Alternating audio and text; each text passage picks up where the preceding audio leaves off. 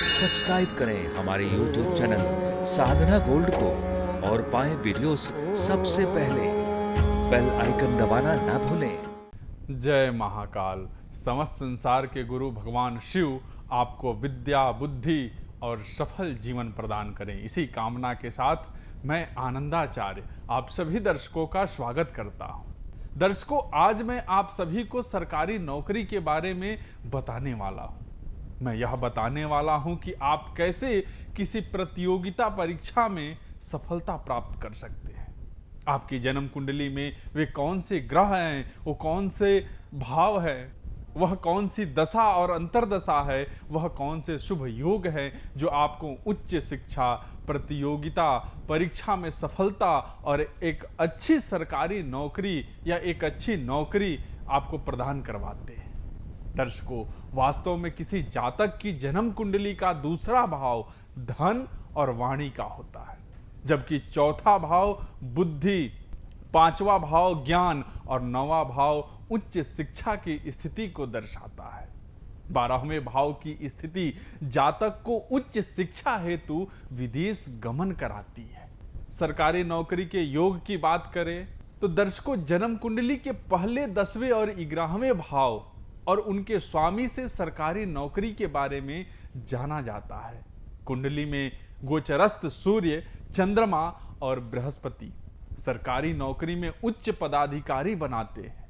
यदि भाव की बात करें तो दूसरे, छठे और 10वें भाव का अर्थ त्रिकोण सूर्य की प्रधानता होने पर जातक को सरकारी नौकरी प्राप्त होती है। नौकरी के कारक ग्रहों का संबंध सूर्य और चंद्रमा से हो तो भी जातक सरकारी नौकरी प्राप्त करता है। सरकारी नौकरी के अन्य योग की बात करें तो दर्शकों, सरकारी नौकरी के लिए कुंडली के 10वें भाव में सूर्य और मंगल को एक साथ होना चाहिए। पहले 9वें और 10वें भाव में शुभ ग्रहों को भी होना चाहिए। इन भावों में शुभ ग्रह बैठा हुआ है या किसी शुभ ग्रह की दृष्टि इन पर पड़ रही है तो सरकारी नौकरी के योग बनते हैं। सरकारी नौकरी प्राप्ति का अगर समय की बात करें तो दर्शकों, जन्म कुंडली का छठा भाव नौकरी और सेवा का होता है। छठे भाव का कारक ग्रह शनि है। 10वें भाव या दशमेश का संबंध छठे भाव से हो तो जातक सरकारी नौकरी करता है। शनि देव और देवगुरु बृहस्पति एक दूसरे से केंद्र या त्रिकोण में हो तो भी नौकरी मिलती है। नौकरी मिलने के समय शनि देव या बृहस्पति देव का या दोनों का 10वां भाव और दशमेश दोनों से या किसी एक से संबंध होता है। कुंडली में मंगल, बुध, बृहस्पति, शुक्र और शनि का अपनी स्वराशि अथवा उच्च राशि का होकर केंद्र में स्थित होने पर महापुरुष योग बनता है और जातक को सरकारी नौकरी मिलती है।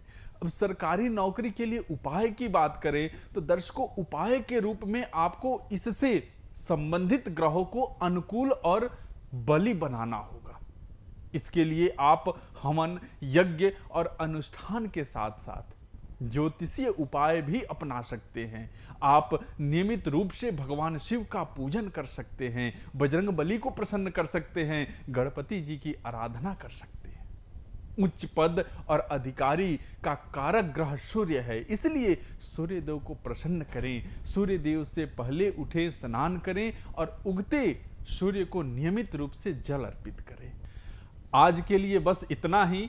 आप सबों में से किसी को जन्म कुंडली का विश्लेषण करवाना है या जन्म कुंडली से अपने विषय में जानना है तो हमारे दिए हुए जो नीचे नंबर है इस पे संपर्क कर सकते हैं। आप सबका बहुत बहुत धन्यवाद। जय महाकाल। सब्सक्राइब करें हमारे YouTube चैनल साधना गोल्ड को और पाएं वीडियोस सबसे पहले। बेल आइकन दबाना ना भूलें।